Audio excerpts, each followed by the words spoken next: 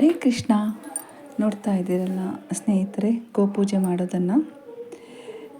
ಇದು ಎಲ್ಲಿ ಬರುತ್ತೆ ಅಂದರೆ ನಮ್ಮ ಚಳ್ಳಕೆರೆ ಜಗಳೂರು ಅಜ್ಜಯ್ಯನ ಗುಡಿ ಪಕ್ಕದಲ್ಲೇ ದೇವತಾ ಹಸುಗಳು ಅಂತಿದೆ. ಮೊನ್ನೆ ಕೂಡ ನಾನು ಒಂದು ವಿಡಿಯೋ ಮಾಡಿ ಹಾಕಿದ್ದೆ ಗೋಪೂಜೆ ಮಾಡೋದು ಎಲ್ಲ. ಇವತ್ತು ನಾವು ಗೋಕ್ಷೇತ್ರ ಅಂತ ಹೆಸರು ಆಗಿರೋ ಈ ಹಸುಗಳ ಹತ್ರ ಹೋಗ್ಬಿಟ್ಟು ಒಂದು ಭಜನೆ ಮಾಡಿ ಗೋಪೂಜೆ ಮಾಡಿಕೊಂಡು ನಾವು ಬಂದ್ವಿ. ನರಹರಿ ಈ ದೇವಸ್ಥಾನದ ಸ್ವಾಮೀಜಿ ರಾಜಾರಾಮ್ ಗುರುಗಳು ಕೂಡ ಬಂದಿದ್ದರು. ಅವರು ಕೂಡ ಗೋಪೂಜೆ ಮಾಡಿದರು. ಅಲ್ಲಿ ನಾವು ಒಂದು ಭಜನೆ ಮಾಡಿಕೊಂಡು ಗೋಪೂಜೆ ಮಾಡಿಕೊಂಡು ಬಂದ್ವಿ.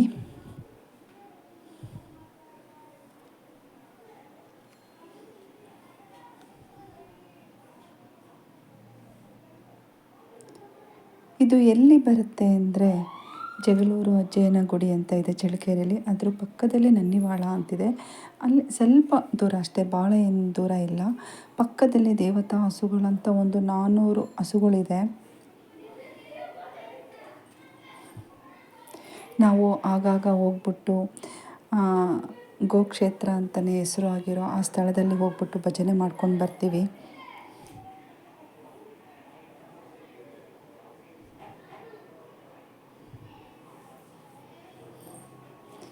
ಕೆಲವರು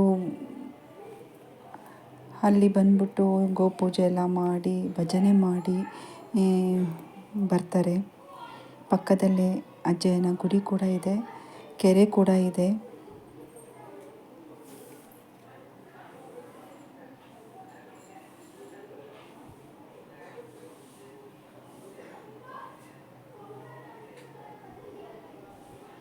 ಹರೇ ಕೃಷ್ಣ ಹರೇ ಕೃಷ್ಣ ಕೃಷ್ಣ ಕೃಷ್ಣ ಹರೇ ಹರೇ ಹರೇ ರಾಮ ರಾಮ ರಾಮ ಹರೇ ಹರೇ.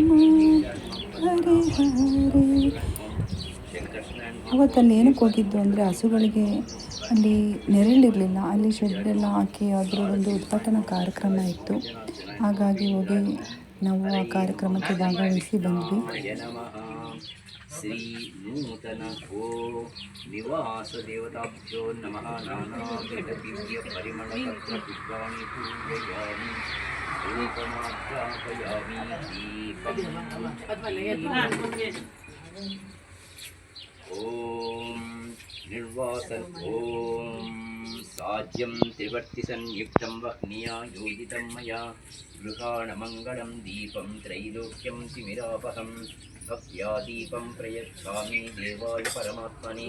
ತ್ರಾಹಿ ಮಾಂ ನರಕಾದ್ಘೋರಾತ್ ದಿವ್ಯಜ್ಯೋತಿ ನಮೋಸ್ತುತೆ.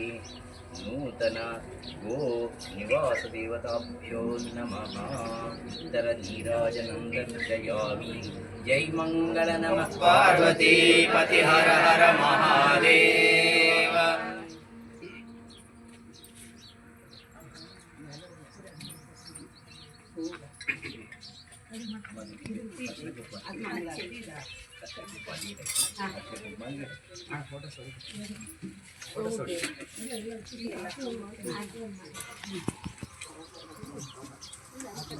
ಈ ಕಡೆ ಬರ್ರಿ, ಬೇಗ ಬರ್ರಿ. ನೀವು ಬರ್ರಿ ಸಿದ್ದೇಶ್, ನಾವು ತೆಗಿತಾ ಎಲ್ಲ ನಿಂತ್ಕೊಳ್ಳಿ, ಎಲ್ಲ ನಿಂತ್ಕೊಳ್ಳಿ, ಎಲ್ಲ ಜಡ್ಜ್ ಮಾಡಲ್ಲ ಬರ್ರಿ.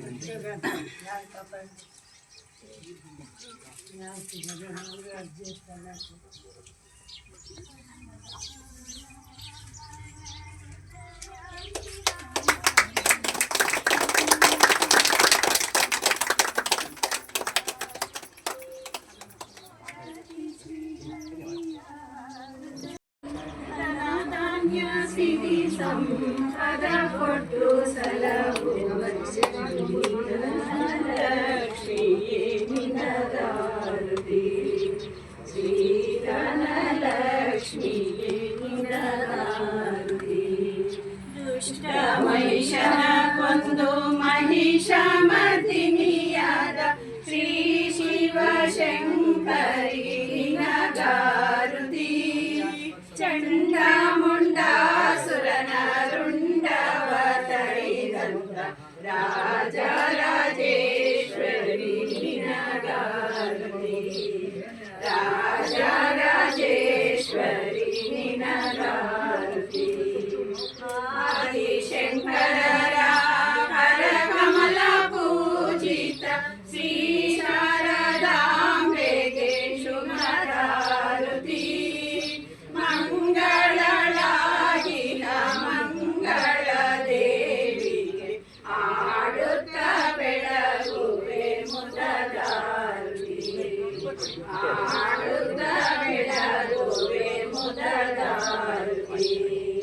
ಪದ್ಮಾನಾಭನ ಹೃದಯ ವಿಹಾರಿಣಿ ಸಿರಿ ಮಹಾಲಕ್ಷ್ಮಿಯೇ ನಿನಗಾರುತಿ ಮುದರಿಸಿ ಹರಿಯ ಹೃದಯ ಮಂದಿರದೊಳು ನೆಲಸಿಹ ದೇವಿಗೆ ನಿನಗಾರುತಿ ನೆಲಸಿಹ ದೇವಿಗೆ ನಿನಗಾರುತಿ ನೆಲಸಿಹ ದೇವಿಗೆ ನಿನಗಾರುತಿ.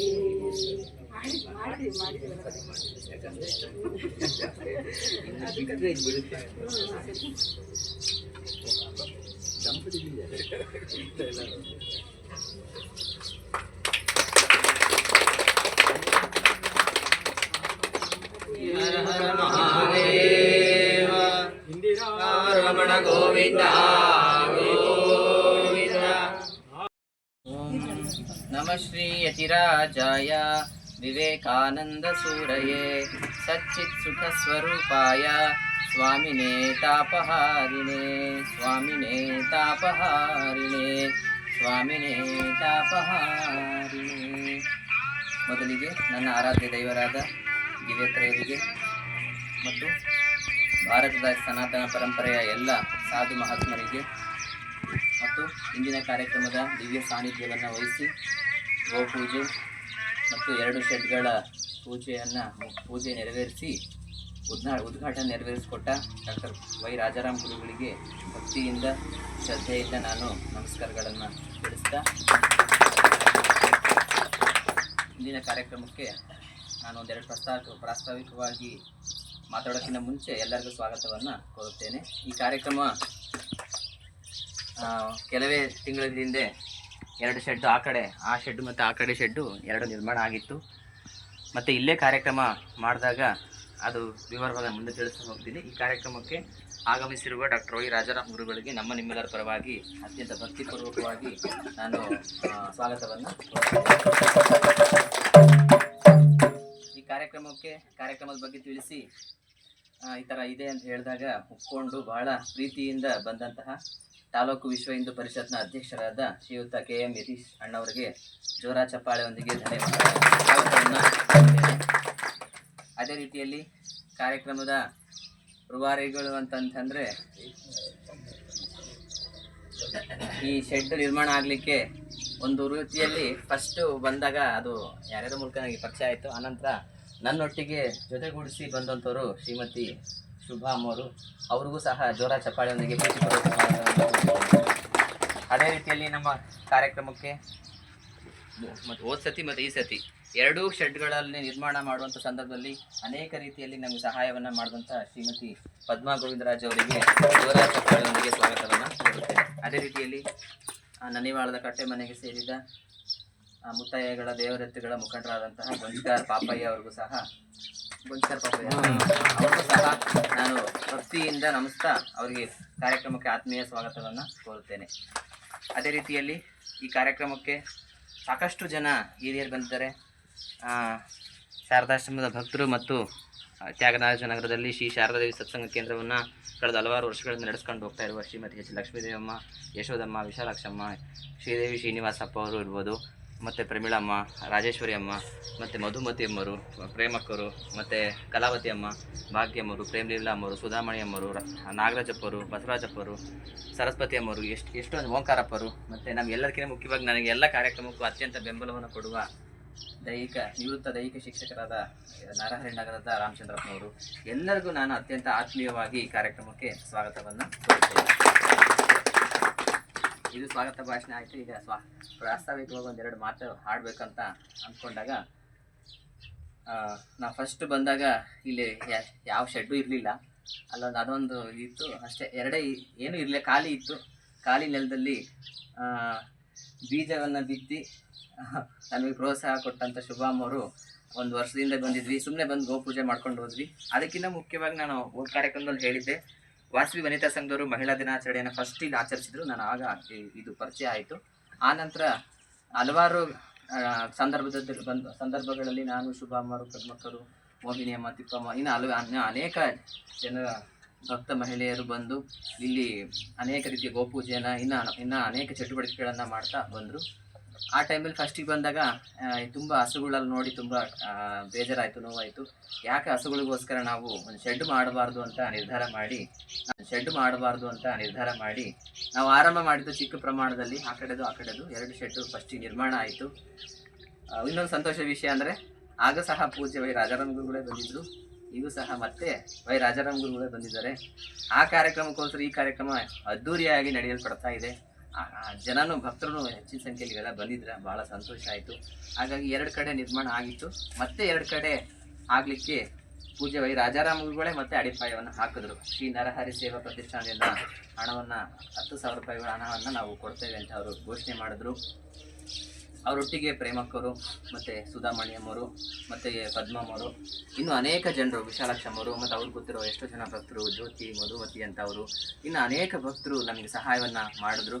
ಹಾಗಾಗಿ ಮತ್ತು ಸಹಾಯವನ್ನು ಮಾಡಿದ್ರು. ಆಮೇಲೆ ಹೋಗ್ತಾ ಸ್ವಲ್ಪ ಇವತ್ತು ಎಲ್ಲ ಆಧುನಿಕ ಮೆಟೀರಿಯಲ್ಸ್ ಎಲ್ಲ ತುಂಬ ದುಬಾರಿ ಇರೋದ್ರಿಂದ ಕಟ್ಟುವಂಥ ಸಂದರ್ಭದಲ್ಲಿ ಅನೇಕ ಹಣಕಾಸಿನ ಮುಗ್ಗಟ್ಟು ನನಗೆ ತೆರೆದೋಯ್ತು. ಅಂತಹ ಸಂದರ್ಭದಲ್ಲಿ ಸಾಕಷ್ಟು ರೀತಿಯಲ್ಲಿ ಭಕ್ತರು ಸಹಾಯ ಮಾಡಿದ್ರು.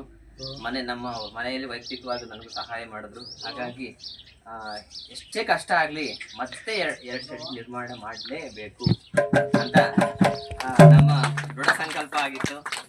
ಆ ಸಂಕಲ್ಪಕ್ಕೆ ನಮ್ಮ ಸಂಕಲ್ಪ ಸರಿ ಇದ್ದರೆ, ಒಳ್ಳೇದಾಗಿದ್ದರೆ, ಲೋಕಹಿತಕ್ಕೆ ಅದು ಪೂರಕವಾಗಿದ್ದರೆ ಖಂಡಿತವಾಗೂ ಜನ ಸ್ಪಂದಿಸ್ತಾರೆ ಅಂತ ನೀವೇ ಎಲ್ಲರೂ ಸಾಕ್ಷಿ. ಹಾಗಾಗಿ ನಾವು ಯಾರಾದರೂ ಒಬ್ಬರು ಮುಂದೆ ನಿಂತು ಮಾಡಿದ್ರೆ ಎಷ್ಟು ಜನ ಬೆಂಬಲ ಕೊಡ್ತಾರಂತ ಈ ಕಾರ್ಯಕ್ರಮನೇ ಸಾಕ್ಷಿ ಆಯಿತು ಅಂತ ಹೇಳ್ತೀನಿ. ಹೇಳ್ಬೇಕಂದ್ರೆ ನೀವೆಲ್ಲರೂ ತುಂಬ ಹಿರಿಯರಿದ್ದರೆ, ನಾನು ತುಂಬ ಸಣ್ಣವನೇ ಆದ್ರೂ ಒಂಥರ ನಮಗೆ ದೊಡ್ಡವರಿಗೆ ಮರ್ಯಾದೆ ಕೊಟ್ಟು ಗೌರವ ಕೊಟ್ಟು ಎಲ್ಲ ರೀತಿಯಲ್ಲಿ ಸಹಕಾರ ಕೊಟ್ಟು ತುಂಬ ಪ್ರೀತಿಯಿಂದ ಎಲ್ಲರೂ ಈ ಥರ ನಮಗೆ ಸಹಾಯವನ್ನು ಮಾಡೋದ್ರಿಂದ ಇವತ್ತು ಈ ಥರ ಶೆಡ್ಡು ನಿರ್ಮಾಣ ಆಗಿದೆ. ಈ 2 ಶೆಡ್ಗಳನ್ನು ನೋಡಲಿಕ್ಕೆ ನಮಗೆ ತುಂಬ ಆನಂದ ಆಗುತ್ತೆ. ಜೀವನನೇ ಸಾರ್ಥಕ ಆಯಿತು ಅಂತ ನನಗನ್ಸುತ್ತೆ. ಮುಂದಿನ ದಿನಗಳಲ್ಲಿ ಇನ್ನೇನು ಕೆಲವೇ ತಿಂಗಳಲ್ಲಿ ಮಳೆಗಾಲ ಬರಲಿಕ್ಕಿದೆ. ಹಾಗಾಗಿ ಮಳೆಗಾಲದಲ್ಲಿ ಎಷ್ಟೋ ಹಸುಗಳಿಗೆ, ಈಗ ನಾವು ಮನೇಲಿದ್ದರೆ ಮಳೆ ಬರ್ಬೇಕಾದ್ರೆ ಎಷ್ಟು ಕಷ್ಟಪಡ್ತೀವಿ, ಗುಡುಗು ಸಿಡ್ಲು ಭಯ ಪಡ್ತೀವಿ. ಅದಂದ್ರೆ ಪ್ರಾಣಿಗಳು, ಮೂಕಜೀವಿಗಳು, ಆ ಕಷ್ಟಗಳು ಯಾರ ಹತ್ರ ಹೇಳ್ಕೊಂತಾರೆ? ನಾವತ್ತು ಬಾಯಿ ಇದೆ, ಮಾತಾಡ್ಲಿಕ್ಕೆ ಬರುತ್ತೆ, ನಾವು ಅವ್ರ ಪಕ್ಕದ ಮನೆಯಾಗ ಅಥವಾ ನಮ್ಮ ಮನೆಯಾಗ ಯಾರು ಫೋನ್ ಮಾಡೋರು ಹೇಳ್ಕೊಂತೀವಿ. ಆದರೆ ಮೂಕ ಪ್ರಾಣಿಗಳು ಯಾರ ಹತ್ರ ಹೇಳ್ಕೊಂತಾರೆ ಅಲ್ವಾ? ಹಾಗಾಗಿ ನಾವು ಸ್ಪಂದಿಸಬೇಕು. ಅದನ್ನೇ ಗೌತಮ ಬುದ್ಧ ಹೇಳಿದ್ದು, ನೀನು ಸ್ಪಂದಿಸು, ಪ್ರತಿಕ್ರಿಯಿಸಬೇಡ. ಜಾಸ್ತಿ ಜನ ಪ್ರತಿಕ್ರಿಯಿಸ್ತಾರೆ, ಕಾಮೆಂಟ್ ಕೊಡ್ತಾ ಇರ್ತಾರೆ ಹಂಗೆ ಹಿಂಗೆ ಅಂತ. ಫಸ್ಟ್ ಕೆಲಸ ಮಾಡು, ಆಮೇಲೆ ಮಾತಾಡು. ಫಸ್ಟ್ ಕೆಲಸ ಮಾಡೋದಂಥದ್ದು. ಅದಕ್ಕೆ ನಮ್ಮ ಒಬ್ಬರು ಕನ್ನಡ ಗುರುಗಳು ಅದನ್ನ ಹೇಳ್ತಾಯಿದ್ರು, ಸ್ಪಂದಿಸು, ಪ್ರತಿಕ್ರಿಯಿಸಬೇಡ ಅಂತ ಬುದ್ಧನ ಮಾತನ್ನು ಉಲ್ಲೇಖ ಮಾಡ್ತಾ ಹೇಳ್ತಾಯಿದ್ರು. ಹಾಗಾಗಿ ನಾವು ಸಮಾಜಕ್ಕೆ, ಪರಿಸರಕ್ಕೆ, ಪ್ರಾಣಿ ಪಕ್ಷಿಗಳಿಗೆ ಸ್ಪಂದಿಸಬೇಕು. ಅದನ್ನೇ ಬಸವಣ್ಣ ಹೇಳಿದ್ದು, ದಯವೇ ಧರ್ಮದ ಮೂಲಬಲ ಅಂತ. ಹಾಗಾಗಿ ಇಂತಹ ಕಾರ್ಯಕ್ರಮ ಇವತ್ತು ಭಾಳ ಅದ್ಧೂರಿಯಾಗಿ ನೆರವೇರಲ್ಪಟ್ಟಿದೆ. ಈ ಎಲ್ಲ ಶೆಡ್ಗಳು ನಿರ್ಮಾಣ ಆಗಲಿಕ್ಕೆ ಯಾರೆಲ್ಲ ಸಹಾಯ ಮಾಡಿದ್ರು ಎಲ್ಲರಿಗೂ ಧನ್ಯವಾದಗಳನ್ನು, ಕೃತಜ್ಞತೆಗಳನ್ನು ಹೇಳ್ತಾ, 1 ರೂಪಾಯಿ ಕೊಟ್ಟಿದ್ರು ನಾವು ಅದನ್ನು ವೇಸ್ಟ್ ಮಾಡಿದ ಹಾಗೆ ಅತ್ಯಂತ ಸದ್ವಿನಿಯೋಗ ಮಾಡ್ಕೊಂಡಿದ್ದೀವಿ. ಮತ್ತು ಮುಂದಿನ ದಿನಗಳಲ್ಲಿ ಸಾಕಷ್ಟು ಹಸುಗಳು ಬಂದು ನಿಲ್ತವೆ. ಅವೆಲ್ಲವಕ್ಕೂ ಮೂಕ ಜೀವಿಗಳಿಗೆ ಒಂದು ಸಾಂತ್ವನವನ್ನು ಕೊಟ್ಟ ಸೇವೆ ನಮ್ಮದಾಗುತ್ತೆ ಅಂತ ಹೇಳ್ತಾ ನಾನು 2 ಮಾತುಗಳಿಗೆ ವಿರಾಮ ಮಾಡ್ತೀನಿ. ಮುಖ್ಯ ಅತಿಥಿಗಳಾಗಿ ಪಾಲ್ಗೊಂಡಿರುವಂತಹ ವಿಶೇಷವಾಗಿ ವಿಶ್ವ ಹಿಂದೂ ಪರಿಷತ್ನ ತಾಲೂಕು ಘಟಕದ ಅಧ್ಯಕ್ಷರಾದಂತಹ ಶ್ರೀಯುತ KM ಯತೀಶ್ ಅಣ್ಣವರು ಈ ಕಾರ್ಯಕ್ರಮವನ್ನು ಉದ್ದೇಶಿಸಿ ಇವತ್ತು ಅನೇಕ ರೀತಿಯ ಚಟುವಟಿಕೆಗಳು ಇವತ್ತು ನಡೀತಾ ಬರ್ತಾ ಇದೆ. ನಮ್ಮ ಚಳ್ಳಕೆರೆಯಲ್ಲಿಗೂ ಸುತ್ತಮುತ್ತ ಎಷ್ಟೋ ಹಸುಗಳು ಇವತ್ತು ಕಸಾಯಖಾನೆಗೆ ಹೋಗ್ತಾ ಇದೆ, ಎಷ್ಟೋ ಹಸುಗಳನ್ನು ಕಳ್ತನ ಮಾಡ್ಕೊಂಡು ಹಾಕೊಂಡು ಹೋಗ್ತಾ ಇದ್ದಾರೆ. ಅಲ್ಲೆಲ್ಲೋ ಹೇಳ್ತಾ ಇದ್ರು, ಅಲ್ಲಿ ಯಾವ್ಯಾವ ಹಾಕೊಂಡು ಹೋಗ್ತಾರೆ ಹಸುಗಳನ್ನ ಅಂತ ತುಂಬ ಜನ ನೇರವಾಗಿ ನೋಡಿದ್ದಾರೆ ಅಂತ. ಹಾಗಾಗಿ ಇವತ್ತಿಗೂ ಸಹ ಹಸುಗಳು ಕಸಾಯಖಾನೆ ಹೋಗೋದು ಮತ್ತು ಇನ್ನೂ ಏನೇನೋ ಚಟುವಟಿಕೆಗಳು ಹೋಗೋದು, ಅಥವಾ ಹಸುಗಳು ಬಂದರೆ ಏನೋ ಮಾಡೋದು.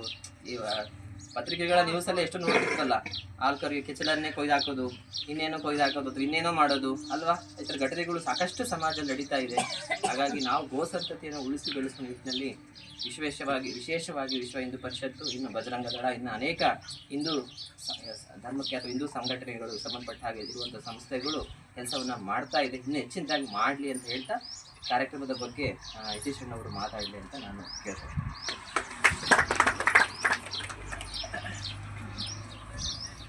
ಇವತ್ತಿನ ದಿವಸ ನಮ್ಮ ಕ್ಲೋಸ್ ಆಗ್ಬಿಡುತ್ತೆ. ಆಮೇಲೆ ಇವ್ರು ಬಂದು ಹೇಳಿದ್ರು, ಇಲ್ಲ ಒಂದು ಏನಾದರೂ ವ್ಯವಸ್ಥೆ ಮಾಡೋಣಪ್ಪ ಅಂತಂದ್ರೆ, ಒಂದು ಶೆಡ್ ಹಾಕೋಕ್ಕೆ ವ್ಯವಸ್ಥೆ ಮಾಡ್ತೀವಿ ಅಂತ. ಅದು ನಮ್ಮದು ಬುಡಕರ ಸಂಸ್ಕೃತಿಯಲ್ಲಿ ಯುಗಾದಿ ಗೂಡು ಅಂತ ಬರುತ್ತೆ ಮತ್ತು ದೀಪಾವಳಿ ಗೂಡು ಅಂತ ಬರುತ್ತೆ. ನಾವು 6 ತಿಂಗಳು ಈ ಕಡೆ ಈ ಕರ ಕೂಡಿದರೆ 6 ತಿಂಗಳು ಆ ಕಡೆ ಕೂಡ್ತೀವಿ. ಒಂದು ಕಡೆ ಹಾಕೋದ್ರಿಂದ ನಮಗೆ ಅಮ್ಮ 2 ಕಡೆ ಹಾಕಿದ್ರೆ 2 ಕಡೆ ಹಾಕ್ಬೇಕಾಗತ್ತೆ. ಒಂದು ಕಡೆ ಹಾಕಿದರೆ ನಮ್ಗೆ ಇದಾಗಲ್ಲ, ಯಾಕಂದರೆ ಈ ಕಡೆ 6 ತಿಂಗಳಿರುತ್ತೆ, ಆ ಕಡೆ 6 ತಿಂಗಳಿರುತ್ತೆ. ಬಿಸಿಲು ಅನ್ನೋದು ವರ್ಷ ತುಂಬ ಇರುತ್ತೆ. ಏನೋ ಮಳೆಗಾಲ ಚಳಿಗಾಲ ಬೇಸಿಗೆಗಾಲ ಬಂದರೂ ಕೂಡ ಬಿಸಿಲು ಇದ್ದೇ ಇರುತ್ತೆ ಅದು. ಆಮೇಲೆ ಕರನೂ ವರ್ಷ ತುಂಬಾ ಕರ ಹಾಕ್ತಾನೆ ಇರ್ತವೆ. ವರ್ಷಕ್ಕೆ ಈಗ 380 ಇದಾಗಬೇಕು ಅಂತಂದರೆ ವರ್ಷ ತುಂಬಾ ಕರ ಹಿಂದೆ ಮುಂದೆ ಬರ್ತಾನೆ ಇರುತ್ತೆ. ಅಮ್ಮ ಒಂದು ಕಡೆ ಹಾಕಿದರೆ ಇದಾಗಲ್ಲ ಕಣಮ್ಮ, ಆಲೋಚನೆ ಮಾಡಿರಿ ಅಂತಂದಾಗ ಅವರು ಇಲ್ಲ ನನ್ನ ಕೈಲೂ ಇದಾಗಲ್ಲ, ಎಲ್ಲರನ್ನೂ ಕೇಳಿ ನಾನು ನಮ್ಮ ಫ್ರೆಂಡ್ಸ್ನ ಅವ್ರನ್ನೆಲ್ಲ ಕೇಳಿದ್ದೆ ಹೇಳಪ್ಪ ಅಂತ. ಅವ್ರಿಗೂ ನಮ್ಮ ಫ್ರೆಂಡ್ಸ್ ಎಲ್ಲ ಬಂದು ಕೈ ಜೋಡಿಸಿದ್ರು. ಆಮೇಲೆ ಎಲ್ಲರೂ ಸೇರ್ಕೊಂಡು ನಮಗೆ 2 ಶೆಡ್ಡಿನ ವ್ಯವಸ್ಥೆ ಮಾಡಿಕೊಟ್ರು ಫಸ್ಟಿಗೆ. ಆ ಕಡೆ 6 ತಿಂಗಳು ಈಗ 3 ಸತಿ ಬರ್ಬೇಕಾದ್ರೆ ಮಾಲ್ ಆ ಕಡೆ ಇತ್ತು, ಆ ಕಡೆಯಿಂದ ಕಿತ್ಕೊಂಡ್ಬಂದು ಮತ್ತೆ ಈ ಕಡೆ ಹಾಕ್ತೀವಿ. ಈ ಕಡೆ ಒಂದು 6 ಈಗ ಯುಗಾದಿ ಅಂತ ಇಲ್ಲಿ ಇರುತ್ತೆ, ಯುಗಾದಿ ಆದಮೇಲೆ ಅಲ್ಲಿಗೆ ಹೋಗುತ್ತೆ, ಅಲ್ಲಿಗೆ ಹಾಕ್ತೀವಿ ಅಂತ ಕಿತ್ಕೊಂಡು ಹೋಗಿ. ಅವಾಗ ಪರಿಸ್ಥಿತಿ ನೋಡ್ಬಿಟ್ರೆ ಭಾಳ ಬೇಜಾರಾಗೋದು. ಏನಪ್ಪ ಇವತ್ತು ಯಾರು ದಿಕ್ಕಿಲ್ಲಲ್ಲಪ್ಪ. ನಮ್ಮ ಬುಡಕಡೆ ಸಂಸ್ಕೃತಿಯಲ್ಲಿ ಎಲ್ರಿಗೂ ದೇವರು ಬೇಕು, ಮುಗಿಯಕ್ಕೆ ಬೇಕಷ್ಟೇ. ಯಾರೂ ಬಂದು ಏನು ಸಹಾಯ ಮಾಡಲ್ಲ. ಒಂದು ಹುಲ್ಲಿಂದ ಆಗಿರ್ಬೋದು, ಒಂದು ನೀರಿಂದ ಆಗಿರ್ಬೋದು, ಅವಕ್ಕೆ ನೆರಳಾಗಿರ್ಬೋದು. ಮಳೆ ಬಂದುಬಿಟ್ರೆ ಇದೆಲ್ಲ ಕೆಸರು ಗದ್ದೆ ಆಗಿರುತ್ತೆ. ರಾತ್ರಿ ಇಡೀ ಪೂರ್ತಿ ನಿಂತ್ಕೊಂಡಿರ್ತವೆ, ಮಲಗೋದಿಲ್ಲ. ಒಂದು ವಾರ ಮಳೆ ಬಂತಂದ್ರೆ 1 ವಾರ ತುಂಬ ಮಲಗೋದಿಲ್ಲ, ಸುಮ್ಮನೆ ನಿಂತಿರ್ತವೆ. ಅದು ಏನು ಮಾಡೋಕೆ ಬರಲ್ಲ. ನಮ್ಮ ಪರಿಸ್ಥಿತಿ ಅಂಥ ಪರಿಸ್ಥಿತಿಯಲ್ಲಿ ಇದ್ದೀವಿ. ಯಾರನ್ನ ಕೇಳೋಕ್ಕೂ ಆಗಲ್ಲ, ಬಿಡೋಕ್ಕೂ ಆಗಲ್ಲ. ರಾಜಕೀಯ ಕೇಳಿದ್ರೆ ಆಯ್ತಪ್ಪ ಅಂತಾರೆ. ನಾವು ಅವ್ರನ್ನ ಮತ್ತೆ ಹೋಗೋದು ನೀನು ಯಾರಪ್ಪ ಅಂತಾರೆ. ಹಾಗಂತ ನಾವು ಯಾರನ್ನ ಕೇಳೋಕೆ ಹೋಗ್ತಿಲ್ಲ. ಅದೇ ಇವು ನಮಗೆ ನಮ್ಮ ಎಲ್ಲ ದೇವಸ್ಥಾನಗಳಿಗೆ ಶಿಲೆಗಳಿರ್ತವೆ. ನಮ್ಗೆ ಇವೇ ಶಿಲೆಗಳು, ನಾವು ಪೂಜೆ ಮಾಡೋದು ಇವೆ. ನಾವು ಯಾವುದೋ ಒಂದು ದೇವಸ್ಥಾನಗಳಿಗೆ ಹೋಗಿ ಈಗ ಜಗಳೂರಜ್ಜ ಆಗಿರ್ಬೋದು, ನಾಗರಾಜ ತಿಪ್ಪೇಸ್ವಾಮಿ ಆಗಿರ್ಬೋದು, ಈ ಬರೋಂಥ ದೇವರುಗಳಲ್ಲಿ ಇದ್ರಾಗ ಬಂದಿರೋದು. ತಿರುಪತಿ ತಿಮ್ಮಪ್ಪ ಆಗಿರ್ಬೋದು, ಎಲ್ಲ ದೇವರುಗಳು ಇದ್ರಾಗ ಬಂದಿರೋಂಥವೆ. ಆ ಜನಗಳಿಗೆ ಏನಪ್ಪ ಅಂದ್ರೆ ಶಿಲೆ ಕಾಣಬೇಕು, ಅಲ್ಲಿ ಹೋಗ್ಬಿಟ್ಟು ಪೂಜೆ ಮಾಡಬೇಕು, ಧ್ಯಾನ ಮಾಡಬೇಕು, ಅವರೆಲ್ಲ ಮಾಡ್ತಾರೆ. ಇಲ್ಲಿ ಧ್ಯಾನ ಮಾಡೋರಾಗಿರ್ಬೋದು ಯಾರು ಬರೋದಿಲ್ಲ ಇಲ್ಲಿ. ಏನೋ ಈ ಧ್ಯಾನ ಚೆನ್ನಾಗಿ ಇದು ಹೀಗೆ ನಿರಂತರವಾಗಿ ಸಾಗಲಿ. ಯಾಕಂದರೆ ಈ ಒಂದು ಗೋಮಾತೆ ನಮಗೆ ಬಹಳ ಮುಖ್ಯ ಅಂತ ಮೇಡಮ್ ತಿಳಿಸ್ಕೊಟ್ರು. ಈಗೆಲ್ಲ ಬಗ್ಗೆ ಇಷ್ಟು ವಿಚಾರಗಳಿದೆ ಅನ್ನುವಂಥದ್ದು ಮಾಹಿತಿ ಇವತ್ತು ಎಲ್ರಿಗೂ ಗೊತ್ತಾಗಿದೆ. ಒಳ್ಳೆಯ ಕಾರ್ಯಕ್ರಮ. ಈ ನಿಟ್ಟಿನಲ್ಲಿ ಇನ್ನೂ ಸಾಕಷ್ಟು ಈ ರೀತಿ ಕಾರ್ಯಕ್ರಮಗಳು ನಡೆಯಲಿ. ನಮ್ಮ ಬಯಲುಸೀಮೆ ಇರ್ತಕ್ಕಂಥ ಒಂದು ಪ್ರದೇಶ, ಇಲ್ಲಿ ಸಂತತಿ ಸಹ ಕಡಿಮೆ ಆಗಿದೆ. ಮತ್ತು ಹಸುಗಳ ಒಂದು ಸಂತತಿ ತುಂಬ ಕಡಿಮೆ ಇದೆ. ಕಾರಣ ನಾವೆಲ್ಲ ಆಧುನಿಕತೆಯಲ್ಲಿ ಒಪ್ಕೊಂಡಿರೋದ್ರಿಂದ ಅವನ್ನ ಸಂರಕ್ಷಣೆ ಮಾಡೋದ್ರಲ್ಲಿ ಸ್ವಲ್ಪ ಹಿಂದೇಟಾಕಿದೆ. ಕೆಲವರ ಬೆಳವಣಿಗೆ ಅಷ್ಟೇ ನಾವು ಇರುವಂಥದ್ದು. ಅಂದರೆ ಯಾರು ರೈತಾಪಿ ವರ್ಗದವರಿದ್ದಾರೆ ಅಥವಾ ಆ ಒಂದು ಕಾಳಜಿ ಇಟ್ಕೊಂಡು ಅನಿವಾರ್ಯತೆಯಿಂದ ನಾವು ಅದನ್ನು ಮಾಡಲೇಬೇಕು ಅನ್ನೋಂಥ ಪರಿಸ್ಥಿತಿಯಲ್ಲಿರುವಂಥದ್ದು ಇದೆ. ಆದರೆ ಈಗ ಹಿಂದೆ ಥರದ್ದು ಎತ್ತುಗಳೆಲ್ಲ ಆಗ್ತಾಯಿತ್ತು. ಆ ನಿಟ್ಟಿನಲ್ಲಿ ಇವತ್ತು ಪರಂಪರೆ ಯಾಕೆ ಕಾರಣ ಕಡಿಮೆ ಆಯಿತು ಅಂದರೆ ಇವತ್ತು ಆಧುನಿಕತೆ ಒಪ್ಕೊಂಡಿರೋದ್ರಿಂದ ಮತ್ತು ಬಯಲುಸೀಮೆ ಪ್ರದೇಶ ಆಗಿರೋದ್ರಿಂದ ಅದಕ್ಕೆ ಸಾಕಷ್ಟು ಅದಕ್ಕೆ ಮೇವು ಒದಗಿಸೋಕ್ಕೆ ಕಾರಣ ಆಗದೇ ಇರೋ ಕಾರಣಕ್ಕೆ ನಾವು ಈ ಪರಿಸ್ಥಿತಿಯಲ್ಲಿ ಇದ್ದೀವಿ. ಇದಕ್ಕೆಲ್ಲ ಪೂರಕವಾಗಿ ನಮ್ಮ ಒಂದು ಇಚ್ಛಾಶಕ್ತಿ ಕೊರತೆ ಅಂತ ಹೇಳ್ಬೋದು. ಹೇಗೆ ಅಂತಂದರೆ ಮೂಲ ಕಾರಣ ಹೇಗಾಗುತ್ತೆ ಅಂತಂದರೆ ಪರಿಸರದ ಬಗ್ಗೆ ಕಾಳಜಿ ವಹಿಸ್ತಾ ಇರೋದು. ಮೇಜರಾಗಿ ಪರಿಸರ ಕಾಳಜಿ ವಹಿಸ್ತಾ ಇರೋದಕ್ಕೆ, ಮೇವುಗಳಿಗೆ ಅವಕ್ಕೆ ಸಿಗ್ತಾ ಇರೋದಕ್ಕೆ ನಾವಿವತ್ತು ಒಂದು ರೀತಿಯಾಗಿ ನಾವೇ ಕಾಣ್ಬೋದು ಅಂತ ನನ್ನ ಅಭಿಪ್ರಾಯದಲ್ಲಿ ನಾನು ಒಂದಿಷ್ಟು ಅನಾಲಿಸಿಸ್ ಮಾಡಬೇಕಂತ ನಾನು ಹೇಳ್ತೀನಿ. ಹಾಗಾಗಿ ಇದು ನೋಡಿ ಹೆಂಗಿದೆ ಅಂದರೆ ಒಂದಕ್ಕೊಂದು ಲಿಂಕ್ ಇದೆ. ಇವತ್ತು ಪ್ರಕೃತಿ ದತ್ತವಾಗಿರ್ತಕ್ಕಂಥ ಪ್ರಾಣಿ ಪಕ್ಷಿಗಳು ಸಹ ನಮ್ಮ ಜೊತೆಗೆ ಒಡಗೂಡಿ ಬರಬೇಕು. ಆ ನಿಟ್ಟಿನಲ್ಲಿ ನಾವು ಸಹ ಪ್ರಕೃತಿ ದತ್ತವಾಗಿ ಹೋಗಬೇಕು. ಆ ನಿಟ್ಟಿನಲ್ಲಿ ಪರಿಸರವನ್ನು ಬೆಳೆಸ್ಕೊಳ್ತಾ ಹೀಗೆ ನಾವು ಹೋಗ್ತಾ ಇರೋ ಸಂದರ್ಭದಲ್ಲಿ ಪ್ರತಿಯೊಂದಕ್ಕೂ ನಮಗೆ ಸಾಕಾರ ಆಗುತ್ತೆ. ಆಗ ಈ ಒಂದು ಏನು ಕಾನ್ಸೆಪ್ಟ್ ಇದೆ ಇವತ್ತು ಎತ್ತುಗಳ ಒಂದು ಹಸು ಮತ್ತು ಎತ್ತುಗಳ ಒಂದು ಸಂರಕ್ಷಣೆ ಮಾಡುವಂಥ ಸಮಿತಿ ಏನಿದೆ, ಇದಕ್ಕೆ ಪೂರಕವಾಗಿ ಇನ್ನೊಂದಿಷ್ಟು ಒಳ್ಳೆ ಆಗ್ಬೋದು ಅನ್ನೋದು ನನ್ನ ಅಭಿಪ್ರಾಯ. ಮುಂದುವರಿಲಿ ಒಳ್ಳೆಯ ಒಂದು ಕಾರ್ಯಕ್ರಮ.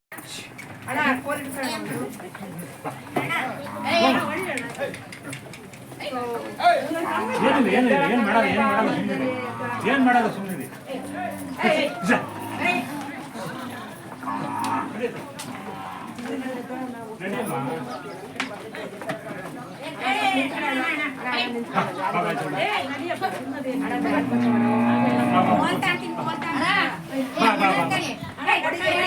ಇಲ್ಲ